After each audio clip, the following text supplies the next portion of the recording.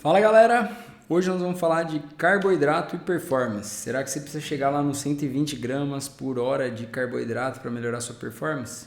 Fica aqui comigo, eu sou o Vini, aqui no canal eu te ajudo a treinar consciência.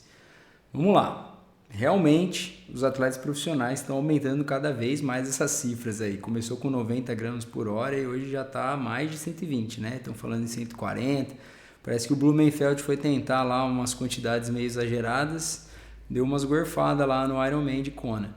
Mas o plano é esse mesmo, tá? E por quê? Porque na ciência realmente os artigos mostram que quanto mais a gente oferta de esses carboidratos, pelo menos até 120 gramas, parece que aumenta realmente a oxidação, ou seja, a gente consegue transformar isso em energia, tá? Vai aumentando a contribuição desse carboidrato exógeno para a geração de energia.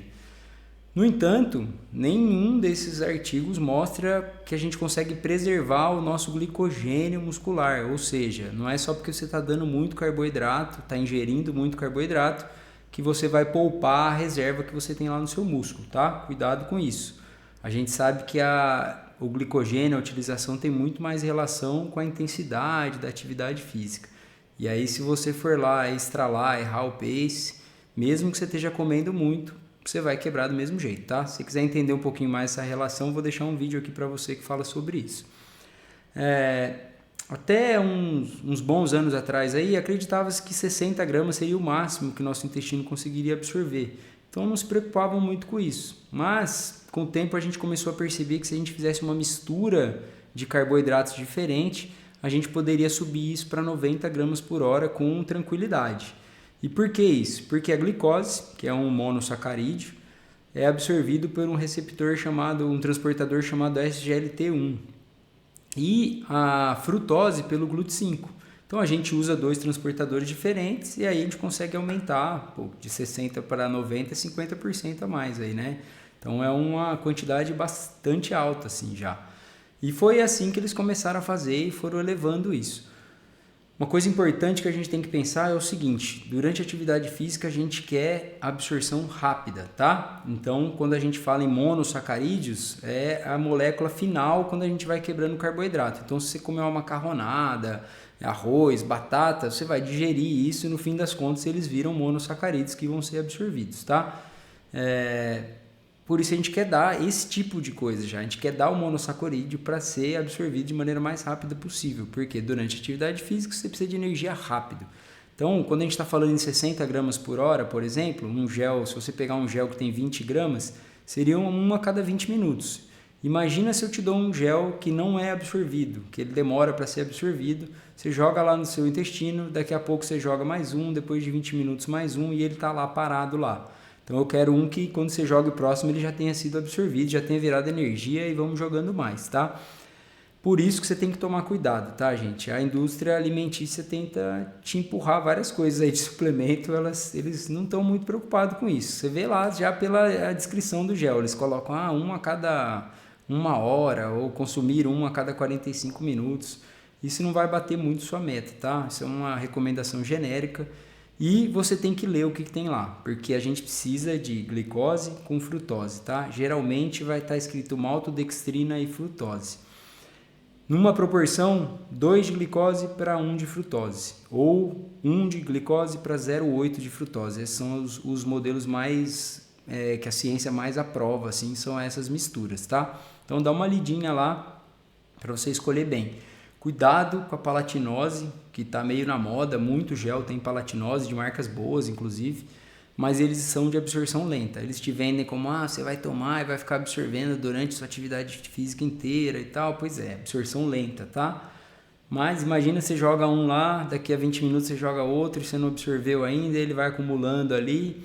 Principalmente corredores tem bastante alteração gastrointestinal, vômito, diarreia. Então cuidado, tá? Palatinose pode não ser uma boa ideia. Se funciona para você, beleza, mas o que a gente recomenda é maltodextrina com frutose, beleza? Essa é a primeira dica.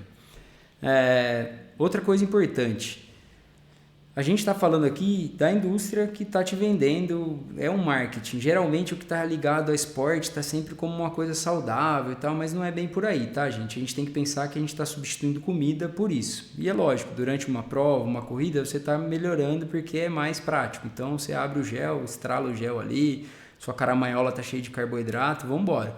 Mas você não pode esquecer que isso não é comida, tá? Isso é um substituto lá, um ultraprocessado. E aí você vai ver lá na opção também, tem gel que tem um monte de corante, um monte de conservante, cuidado com essas coisas, não esqueça que isso é um ultraprocessado, tá? Por isso que eu recomendo, se você vai fazer treinos de baixa intensidade, longão, faz um mix, não precisa comer só gel ou só carboidrato na caramanhola, você pode usar fruta mesmo, banana, frutas secas é uma boa opção, goiabada, bananinha, tudo isso acaba sendo um pouco mais saudável do que essas outras coisas, tá? E aí, quando você está em baixa intensidade, você tem tempo ali de abrir, de comer, a fibra não vai ser um problema. Então, pense um pouquinho nisso aí. Quando a gente está falando de maiores intensidades, aí acaba ficando difícil e eu começo a recomendar o gel mesmo. Às vezes até intercalar com alguma outra coisa para mudar um pouco o sabor. Mas gel, então, por exemplo, um de 20 gramas, você pode fazer uma estratégia de 1 a cada 20 minutos e aí você complementa, se você quiser passar dos 60 gramas, com o que está na sua caramanhola, tá? É legal fazer essa estratégia, principalmente para atleta amador. Eu sei que chegam muitos aqui para mim que não estão chegando nem nos 60 gramas por hora. Então, o primeiro ponto é a gente passar já, subir esse sarrafo aí para 60 gramas, tá? 60 gramas acho que é o mínimo que você tem que conseguir fazer, foque nisso. Depois que você chegou nos 60, aí a gente vai treinando para nos seus treinos de maior intensidade realmente você conseguir chegar nos 90. Às vezes a gente tem que fazer no treino longo esse treinamento, porque treino de intensidade às vezes acaba sendo mais curto. Então você fazer, por exemplo, 90 gramas por hora em 2 horas é muito mais fácil do que você fazer 90 gramas por hora em 5 horas. Então, como uma estratégia de treino, às vezes o longão a gente já joga o carboidrato lá para cima. E por que eu estou falando isso? Porque tem uma formulazinha para a gente conseguir calcular quanto que a gente vai precisar, tá? E aí eu vou deixar ela na descrição para vocês, que vai ficar um pouco complexo os números aqui, mas vejam se vocês entendem, depois vocês escrevem aí se valeu ou não. Treino de endurance, ou seja, baixa intensidade, Z2 para baixo, a gente tem que fazer o seguinte, você vai lá no seu Strava ou no seu TrainingPeaks, pega quantas calorias ou quilojoules você gastou nas atividades que você fez. Olha lá, e aí vamos supor que você gastou 600 calorias por hora ali naquela atividade de 3 horas. Pega os 600 calorias, você quer repor 1/3 disso com carboidrato, tá? Então 1/3 de 600 vai ser 200 calorias. A gente sabe que cada grama de carboidrato te dá 4 calorias, então divide isso por 4, você vai ter 50 gramas. E aí você deveria ter feito 50 gramas por hora nesse treino, tá? Uma dicasinha, e a gente consegue calcular isso de uma maneira bem específica, tá? Já nos treinos de alta intensidade, a gente está falando em 50% desse gasto calórico. Então, você pega lá, gastei, vamos supor, 800 calorias. Foi um pouco mais intenso, 800 calorias por hora. Divide isso por 4. Divide isso na metade, vai dar 400 calorias, certo? 400 calorias, a gente divide por 4, que é cada grama dá 4 calorias. Vamos ter 100 gramas de carboidrato, aí já subiu bem, tá? Então, por isso que a gente está falando em 90. E aí você vai calcular, tá? Tente chegar nos 90 gramas, já tá bom. Não precisa... Às vezes é bem difícil chegar a mais de 100. A gente tem que treinar nosso intestino também, por causa dessa questão da absorção e do mal-estar gástrico. Então, tome cuidado. Mas chegando em 90, você já vai ter um ganho de performance bem legal. Por que os atletas de endurance, de Pro Tour lá, estão falando em 120, 140? Quando a gente vê lá, quem tem medidor de potência vê os quilojoules, né? Quilojoules é uma medida mais fidedigna de quanto você está gastando, porque é a energia que você realmente gerou para gerar aquela potência, você teve que criar esses quilojoules. E aí você vê que o gasto de quilojoules dos caras é lá no chapéu, né? Muito mais alto que o nosso, porque eles geram potências muito mais altas. Inclusive em Z2 a potência deles às vezes é maior do que o FTP da gente. Então, às vezes não, quase sempre. E aí o gasto deles é muito maior, mesmo eles tentando chegar nesse 50%, é praticamente impossível eles conseguirem repor tudo isso. Eles fazem um déficit muito maior calórico no intratreino. Então eles têm que tentar chegar em quantidades maiores. Pra gente o 90 acho que tá bom. Então ficou essa dica, eu vou deixar na descrição. Mas uma dica importante, às vezes nesses longões, colocar alguma coisa salgada, você calcula ali, sei lá, cada 1h30, colocar alguma coisinha salgada, coisinha pequena mesmo, só para dar uma salgada na boca. Cuidado com alimentos que tem muita gordura e proteína, tá? Você não precisa de proteína no intra, a não ser que você esteja fazendo um ultra endurance de várias horas, lá 10, 17 horas, sei lá, a galera que vai para o Ironman, que está bem destreinado, está tentando fazer no limite, talvez você precise um pouquinho. Mas nas provas que a gente faz, geralmente o consumo vai ter um gasto ali de proteína, mas não é considerável, tá? Foque no carboidrato que vai ser melhor para você. Inclusive no pré-treino, se você come ovo e tal, isso vai prejudicar depois sua absorção, falar, não consigo comer depois, tira isso, coloca o carboidrato antes e a gente deixa para repor essa proteína depois do treino ou depois da prova, é bem mais interessante, tá? E aí vem aquele questionamento, mas e treino em jejum e tal? Para a gente fazer treinos de 1h, 1h30, nosso glicogênio muscular vai dar conta, tá? Não tem muito problema.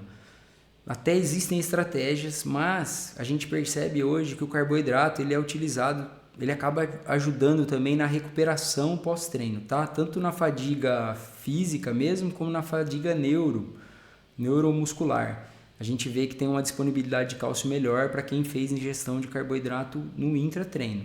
Então tome cuidado, você pode até fazer de vez em quando. Eu fiz um vídeo sobre Fat Max, vou deixar aqui para vocês, que pode ser uma estratégia. Eu prefiro fazer o seguinte, comece o treino em jejum e aí usa carboidrato no intratreino. Pode ser uma estratégia legal, porque você não vai ter aquelas alterações de insulina e tal. Pensando mais numa coisa metabólica, tá? Num treino metabólico. Para performance, use o carboidrato que vai te ajudar mais.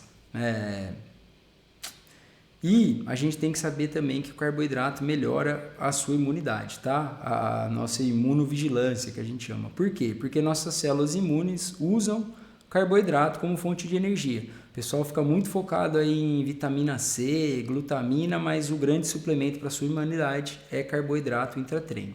Então, pense nisso, melhore sua performance, sua imunidade e sua recuperação usando mais carboidrato no seu treino.